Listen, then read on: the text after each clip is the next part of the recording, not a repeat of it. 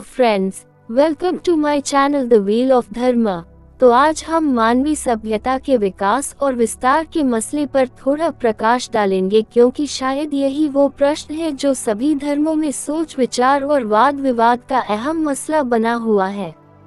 ये बहुत गहन चिंतन का विषय है कि हमारी धरती पर जीवन का निर्माण कैसे हुआ और आखिर हम कहाँ से आए हैं। तो आज की स्थिति में इंसान को ये पता है कि उनके धर्म ग्रंथ एवं भगवान कहाँ से आए हैं, और विश्व का हर धर्म जीवन निर्माण की एक अलग कहानी प्रस्तुत करता है।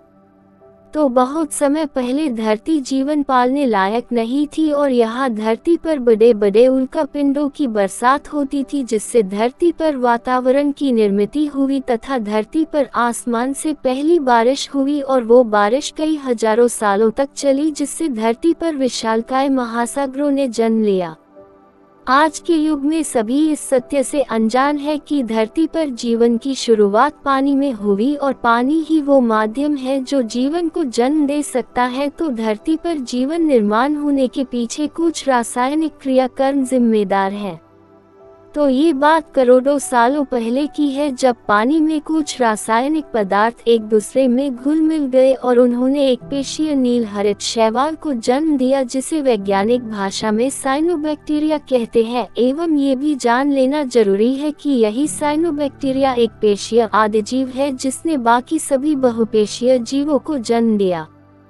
कुछ लाखों सालों के बाद इस नील हरित शैवाल साइनोबैक्टीरिया में विकास हुआ और वो पादप, वनस्पति तथा पशु कोशिकाओं में तब्दील हुए। फिर पानी में मछलियों ने जन्म लिया और वही मछलियां जमीन पर आकर सरीसृप, रेप्टिलियन जीवों में विकसित हुई।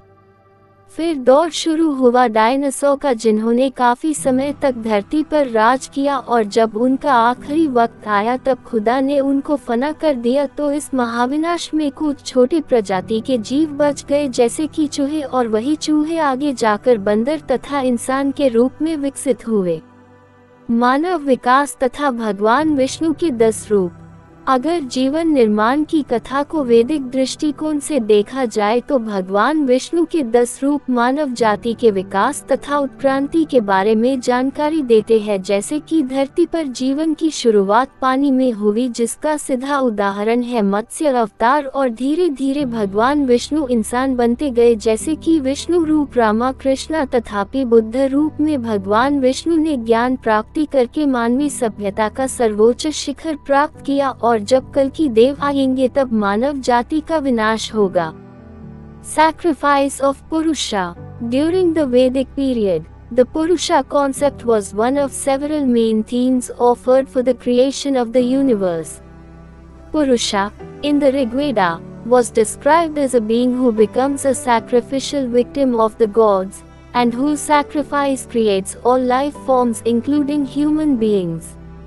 In the Rig Veda, Purusha is all that yet hath been and all that is to be. Purushevedigam sarvam yadbhutya cha bhavyam.